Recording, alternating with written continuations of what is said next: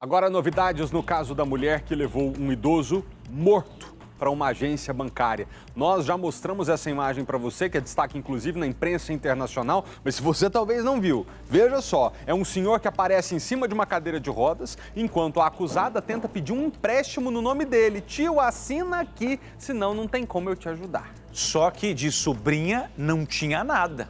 Ela até falou para os funcionários que era sobrinha desse suposto tio Paulo, mas depois ela confessou aos policiais na delegacia que, na verdade, é prima e que cuidava deste homem, ou seja, a todo momento novas informações vão surgindo. É por isso que a gente vai com a máxima urgência ao Rio de Janeiro conversar com a Renata Igrejas, que está por dentro de tudo, ou de quase tudo, e vai trazer o que se sabe até agora sobre esse caso impressionante, né, Renata? Na medida do possível, meus amigos, mais uma vez, bom dia a vocês, bom dia a todos. Nossa equipe agora fala ao vivo aqui em frente à delegacia de Bangu, na Zona Oeste, onde a qualquer momento deve sair Érica Vieira Nunes, transferida, o carro aqui da Polícia Civil, olha só, já está inclusive com as portas abertas aqui. Érica deve sair pela porta aqui da frente e ser transferida então para o complexo prisional de Benfica, na Zona Norte, a qualquer momento mesmo. A gente fala ao vivo, a Polícia Civil está preparando tudo aqui. A gente lembra que a Érica foi presa em flagrante ontem. Agora há pouco eu conversei com o delegado, Fábio de Souza. Ele disse que a Érica prestou um depoimento aqui de cerca de 1 hora, tá? Disse o seguinte, ele contou que a Érica se apresentou primeiro como sobrinha, mas ela seria uma prima distante do seu Paulo Roberto. Ele contou também que o seu Paulo chegou a ficar internado por alguns dias. Ele conseguiu, ele mesmo fez esse pedido de empréstimo no valor de R$17 mil ao Banco Itaú no dia 25 de março. E aí, o que aconteceu? O empréstimo, então, foi aprovado e faltava apenas a assinatura dele. Só que nesse período, entre o pedido aprovado e o saque desse valor ali na agência do Itaú, onde nós estávamos agora há pouco ao vivo, o senhor Paulo foi internado. Ele teve pneumonia, ficou internado, então, na UPA, aqui da Zona Oeste do Rio de Janeiro. E aí, a Érica, que se apresentava como sobrinha, mas na verdade é uma prima de segundo grau, digamos assim, olha só, a Érica deve sair a qualquer momento. Toda a imprensa posicionada aqui em frente à delegacia, a gente vai tentar chegar mais perto aqui. E aí a Érica foi junto com ele. Segundo a Polícia Civil, já constatou com os socorristas do SAMU, o seu Paulo Roberto já entrou morto na agência do Banco Itaú. Ele teria morrido há pelo menos 2 horas antes de dar a entrada ali naquela agência do Banco Itaú. Outro detalhe também, agora há pouco nós conversamos com o delegado, ele disse que a Érica, em 1 hora de depoimento, não esboçou qualquer reação, qualquer arrependimento. Disse, inclusive, o delegado que a Érica é uma pessoa muito fria, tá? Muito fria. O próprio delegado falou, olha, são décadas de polícia, nunca vi nada parecido. Tá aqui, gente, ao vivo, então, saindo da delegacia de Bangu, Érica Vieira Nunes, que levou o senhor Paulo Roberto Braga, um senhor de 68 anos, morto numa cadeira de rodas. Vamos ver se ela fala aqui com a gente? Olha só, gente. Érica, o que você vai falar sobre isso, Érica? Você vai falar em juízo. Por que você fez isso, Érica? Com licença, senhor. Você sabia que ele estava morto, Érica? Você vai se falar em juízo. Você levou ele morto a uma agência? Além de você, tinha mais alguém envolvido nisso para pegar o dinheiro, Érica? Você fez isso, Érica? Você fez isso sozinha, Érica? Por causa de R$17 mil. R$17 mil, valia a pena fazer isso, Érica? Não responde, Érica. Com licença, senhores. Bom, está aqui orientado então pela advogada, diz que só vai falar em juízo, então a gente mostrando ao vivo a transferência de Érica Vieira Nunes, que se disse sobrinha do senhor Paulo Roberto Braga, um senhor de 68 anos, que foi levado morto a uma agência do Itaú. Aqui, Thiago, dá a volta aqui, olha só, temos aqui a janela aberta, fica mais fácil para você fazer a imagem.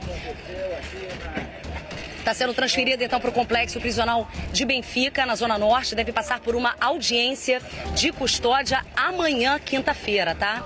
A Érica, a princípio, vai responder por tentativa de furto mediante fraude e também vilipêndio de cadáver. Lembrando que, segundo os socorristas do SAMU, o senhor Paulo, esse senhor de 68 anos, que estava acamado, né? Tinha acabado de receber alta depois de um tratamento ali de pneumonia, chegou a ficar internado.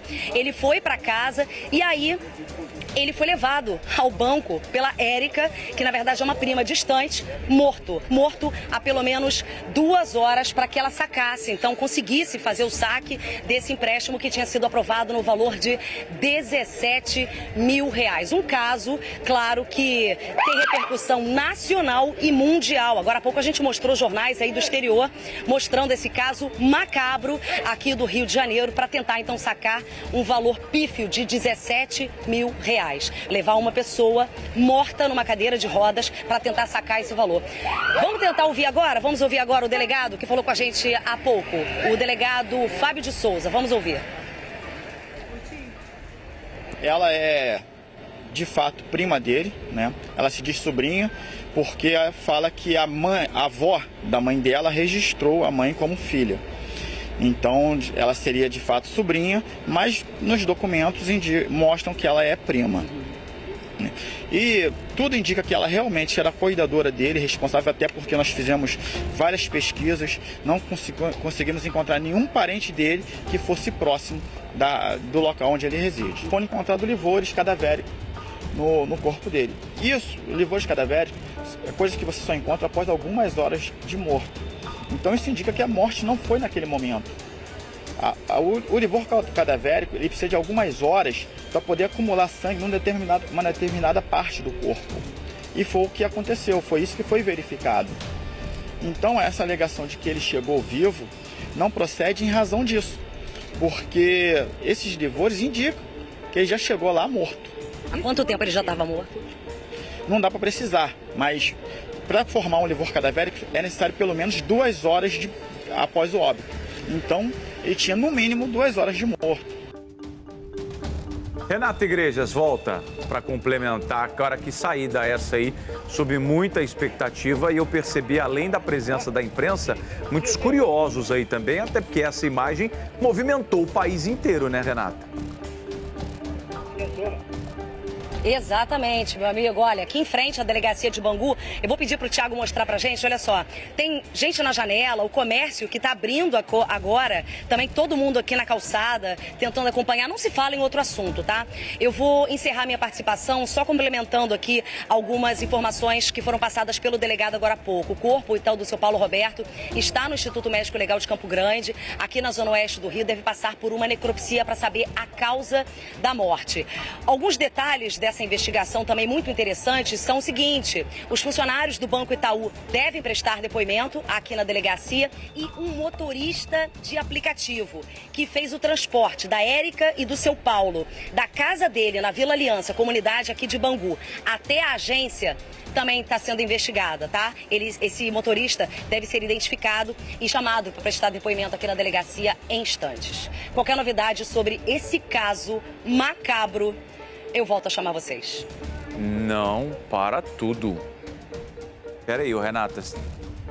Essa mulher colocou o tio morto dentro de um carro por aplicativo. Sim, sim. E sim. Botou o endereço agência bancária. E esse cara foi a não sei que distância. Você tem aí a distância da casa dela para a agência? Não, né, Renata?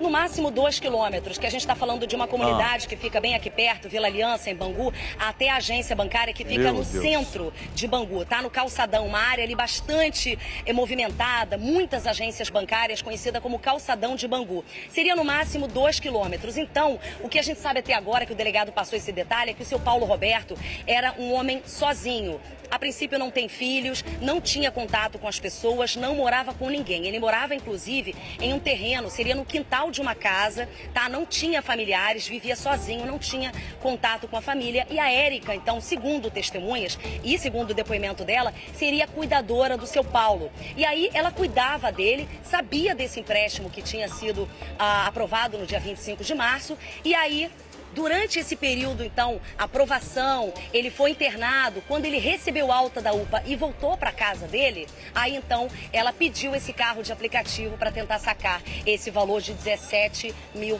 A polícia quer saber se ele foi retirado de casa vivo ou morto. E esse motorista de aplicativo tem muito a dizer.